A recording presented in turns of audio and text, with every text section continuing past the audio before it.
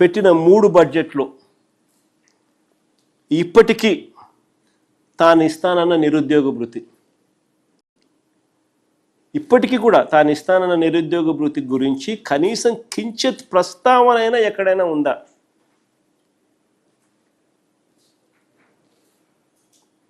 యువగలం పేరుతో ఆయన కొడుకు రాష్ట్రమంతా తిరిగి ఏడ పిల్లోడు కనపడినా కానీ, యంగ్స్టర్ కనపడినా కానీ అద్దో యువగలం అని చెప్పి వాళ్ళందరికీ భావోద్వేగాలతో ఆడుకుంటూ యువగలం పేరుతో నిరుద్యోగ భృతి కింద నెలకు 3,000 రూపాయలు చొప్పున ఏడాదికి 36,000 ఇస్తామని చెప్పి ఈ 3 బడ్జెట్లో కూడా ఇచ్చింది ఎంత? 0.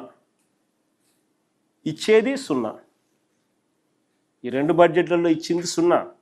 ఈ 3వ బడ్జెట్ ద్వారా ఇచ్చేది 0.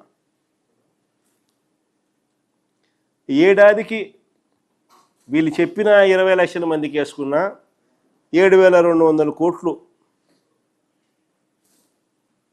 ఇప్పటి వరకు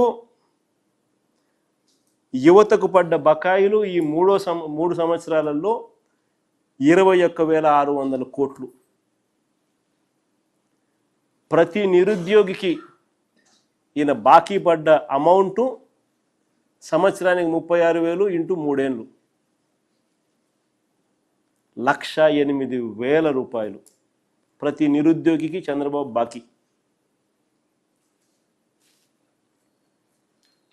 నిరుద్యోగ భృతి అంటూ హామీ ఇవ్వడం, తర్వాత దాన్ని చెత్తబుట్టలో వేయడం చంద్రబాబుకి తొలిసారి కాదు.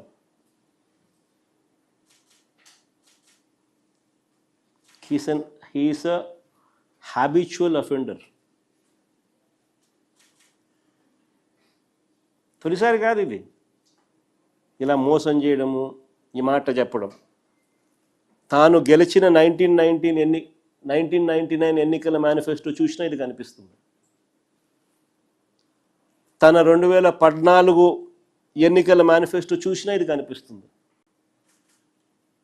మళ్ళీ ఇప్పుడు తన 2024 ఇప్పటి మేనిఫెస్టో చూసినా ప్రతిసారి ఈ హామీ ఇస్తాడు. ప్రతి ఎన్నికల్లోనూ ప్రతిసారి ఇస్తాడు. ఓట్లు వేయించుకుంటాడు, తర్వాత నిస్సిగ్గుగా ఎగరగొడతాడు. అందుకనే యువతకు చంద్రబాబు నాయుడు గారు నిత్య మోసగాడు, నిత్య వంచకుడు. సరే, సూపర్ 6, సూపర్ 7లో చంద్రబాబు నాయుడు గారు ఇచ్చిన మరో అతి ముఖ్యమైన హామీ